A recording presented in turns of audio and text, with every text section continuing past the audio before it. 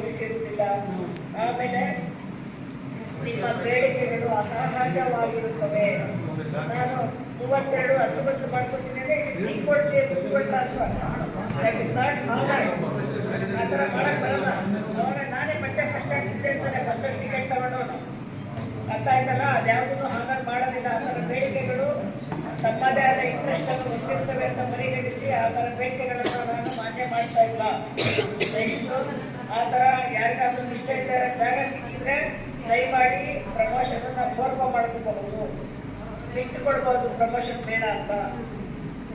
ಅದಾದ್ಮೇಲೆ ನಿಮ್ಮದಲ್ಲಿ ಏನಾದ್ರೂ ಪ್ರಮೋಷನ್ ಬೇಡ, ಒಳ್ಳೆ ಜಾಗ ಸಿಕ್ಕಿಲ್ಲ ಅನ್ನೋ ಕಾರಣಕ್ಕೆ ಬಿಟ್ಕೊಟ್ರೆ ನಾನು ಅಪಾಯಿಂಟಿಂಗ್ ಅಥಾರಿಟಿಗೆ ನಿಮಗೆ ಸುಮೋಟ ಹಾಕಿ ಯಾವ ಜಾಗ ಬೇಕಾದ್ರೂ ಕೊಡುವಂತ ಅಧಿಕಾರ ಇರುತ್ತದೆ.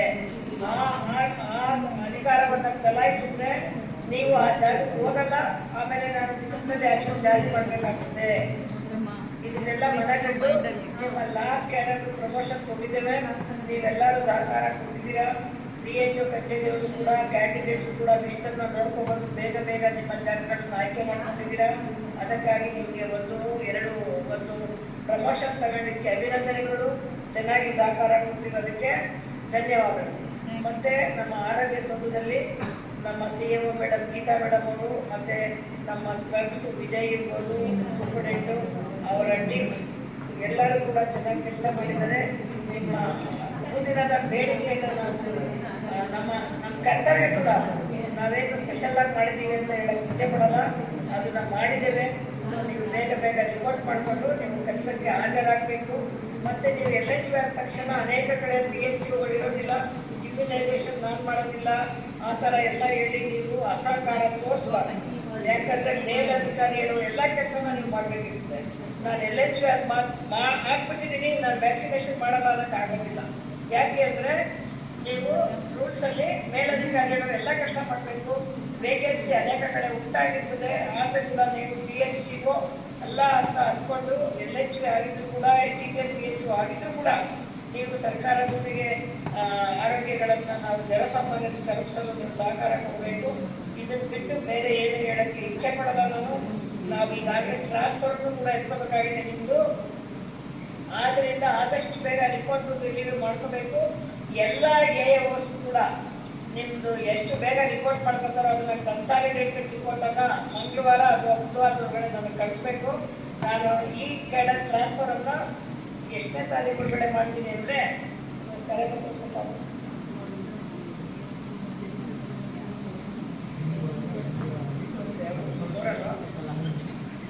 ನೋಡಿ 7ನೇ ತಾರೀಕು ಒಳಗಡೆ ನಿಮ್ಮದು ಕ್ಯಾಡರ್ ಟ್ರಾನ್ಸ್ಫರ್ ಬರ್ತದೆ.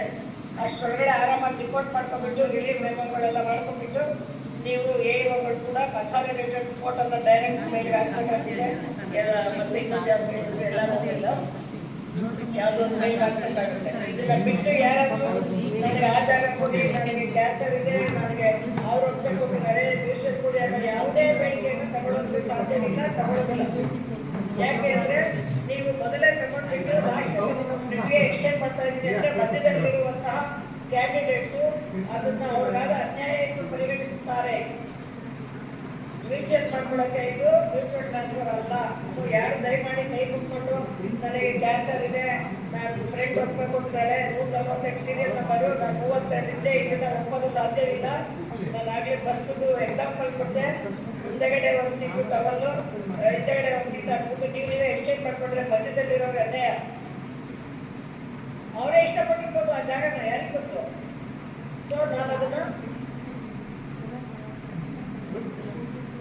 ನಾನು ಯಾವುದೇ ಕಾರಣಕ್ಕೂ ಸ್ವೀಕರಿಸಲ್ಲ. ದಯಮಾಡಿ ನಿಮಗೆ ಮಾತಾಡಿ ಅಂತ ಚಾನ್ಸ್ ಕೊಟ್ಟಾಗ ಯಾರು ಅದನ್ನ ಬೇಡಿಕೆ ಕೊಡಬಾರ್ದು.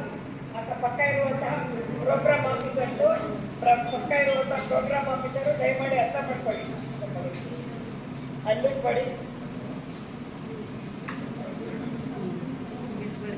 ಸಬ್ಮಿಷನ್ ಮ್ಯಾಮ್ ನೀವು ರಿಕ್ವೆಸ್ಟ್ ಇವ್ರು ನೇಮೇ ಬಂದಿಲ್ಲ ಅಂತ ಯಾರ ನೇಮ್ ಬಂದಿಲ್ಲ? ಸೀನಿಯರಿಟಿ ನಂಬರ್ 132 ಡಾಕ್ಯುಮೆಂಟ್ಸ್ ಕೊಟ್ಟಿಲ್ಲ ಅಂತ ಬಂದಿರಲ್ಲ. ಆಯ್ತು, ಒಂದು ತಿಳ್ಕೊಳ್ಳಿ. ಇದು ಮೇಲಿದೆ, ನೀವು ಮೇಲ್ ಮಾಡಿ, ಡೈರೆಕ್ಟ್ ಮೇಲ್ ಐಡಿಗೆ ಮೇಲ್ ಮಾಡಿ.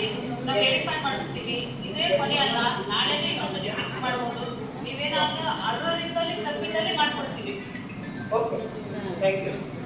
ಅದನ್ನ ಇವತ್ತು ಹೇಳೋದಲ್ಲ, ನಿಮ್ಗೆ ನೇಮ್ ಬಂದಿಲ್ಲ ಅಂತ ಸುತ್ತೋಲೆ ಹಾಕೋದ್ವಲ್ಲ, ಅವಾಗಲೇ ರೈಸ್ ಮಾಡೋದಲ್ವಾ, ಬೆಳಿಗ್ಗೆ ಸ್ಟಾರ್ಟ್ ಮಾಡ್ತಾರೆ. ಮೊನ್ನೆ ಲಿಸ್ಟ್ ಅಲ್ಲಿ ಇತ್ತಂತ ಮ್ಯಾಮ್, ನಿನ್ನೆ ಫೈನಲ್ ಲಿಸ್ಟ್ ಕೊಟ್ಟಿಲ್ಲ, ಅದ್ರ ಲಿಸ್ಟ್ ಆಗಿದ್ದಂತ ನಿನ್ನೆ ಮಧ್ಯಾಹ್ನ ಬಂದು DSO ಕಂಡಿದ್ರಂತ ಮ್ಯಾಮ್. ಅವ್ರು ಆಯ್ತು ನಾನು ಹೇಳ್ಬಿಟ್ಟು ಇಲ್ಲ, ಆ ರೀತಿ ಇಲ್ಲ. ಏನ್ ಹೆಸರು ಇವ್ರದ್ದು? ಶೋಭಾಬಾಯಿ ಅಂತ. ಇಂತಹ ಒಳ್ಳೊಳ್ಳೆ ಮಾಹಿತಿಗಾಗಿ ನಮ್ಮ ಚಾನಲ್ನ ತಪ್ಪದೆ ಸಬ್ಸ್ಕ್ರೈಬ್ ಮಾಡಿ, ಪಕ್ಕದಲ್ಲಿರುವ ಬೆಲ್ ಐಕನ್ ಅನ್ನು ಕ್ಲಿಕ್ ಮಾಡಿ. Wanna clear a bottle of Cabernet, wanna stay home, not even drink, wanna get out of my